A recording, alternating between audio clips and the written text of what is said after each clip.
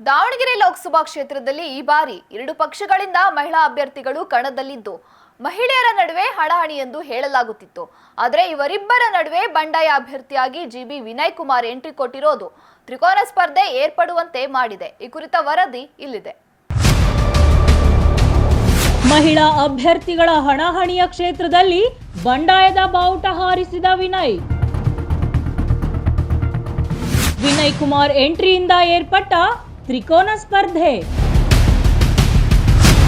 ವಿನಯ್ ಬಂಡಾಯದಿಂದ ಎರಡು ಪಕ್ಷಗಳಿಗೆ ಬೀಳಲಿದೆಯಾ ಒಳಏಟು? ದಾವಣಗೆರೆ ಲೋಕಸಭಾ ಚುನಾವಣೆ ಅಂದ್ರೆ ಅದು ಎರಡು ಮನೆಗಳ ನಡುವಿನ ಜಿದ್ದಾಜಿದ್ದಿ ಕಣ ಎಂದು ಕರೆಸಿಕೊಳ್ಳುತ್ತೆ. ಕಳೆದ 4-5 ಚುನಾವಣೆಗಳಲ್ಲೂ ಇದು ಸರ್ವೇ ಸಾಮಾನ್ಯವಾಗಿದ್ದು, ಹಾಲಿ ಸಂಸದ ಜಿಎಂ ಸಿದ್ದೇಶ್ವರ್ ಹಾಗೂ ಎಸ್ಎಸ್ ಮಲ್ಲಿಕಾರ್ಜುನ್ ಲೋಕಸಭಾ ಚುನಾವಣೆಯಲ್ಲಿ ಸೆಣಸಾಡಿದ್ದು, ಇದೀಗ ಅವರ ಪತ್ನಿಯರಾದ ಗಾಯತ್ರಿ ಸಿದ್ದೇಶ್ವರ್, ಡಾಕ್ಟರ್ ಪ್ರಭಾ ಮಲ್ಲಿಕಾರ್ಜುನ್ ಹುರಿಯಾಳುಗಳಾಗಿದ್ದಾರೆ.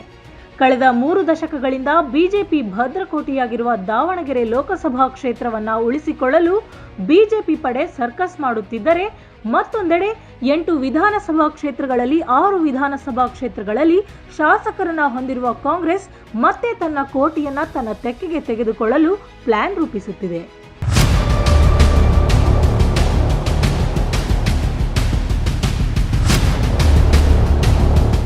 ದಾವಣಗೆರೆ ಲೋಕಸಭಾ ಅಖಾಡದಲ್ಲಿ ಈ ಬಾರಿ ಮಹಿಳಾ ಹಣಾಹಣಿ ಏರ್ಪಟ್ಟಿತ್ತು ಎನ್ನುವ ಬೆನ್ನಲ್ಲೇ ಇದೀಗ ಪಕ್ಷೇತರ ಅಭ್ಯರ್ಥಿಯಾಗಿ ವಿನಯ್ ಕುಮಾರ್ ಎಂಟ್ರಿ ಕೊಟ್ಟಿದ್ದಾರೆ. ಈಗಾಗಲೇ 2 ಬಾರಿ ಕ್ಷೇತ್ರದಾದ್ಯಂತ ಸುತ್ತಾಟ ನಡೆಸಿರುವ ವಿನಯ್ ಜನರೊಂದಿಗೆ ಉತ್ತಮ ಒಡನಾಟ ಹೊಂದಿದ್ದು, ಯಾವುದೇ ಪಕ್ಷದ ಚಿಹ್ನೆ ಇಲ್ಲದೆ ವಿನಯ್ ಪಕ್ಷೇತರವಾಗಿ ಸ್ಪರ್ಧೆ ಮಾಡುವ ಮೂಲಕ 2 ಪಕ್ಷಗಳಿಗೆ ಟಕ್ಕರ್ ಕೊಡಲು ಮುಂದಾಗಿದ್ದಾರೆ. ಅಲ್ಲದೆ 2 ಪಕ್ಷಗಳಿಗೆ ಸವಾಲಾಗಿ ಪರಿಣಮಿಸಿದ್ದಾರೆ.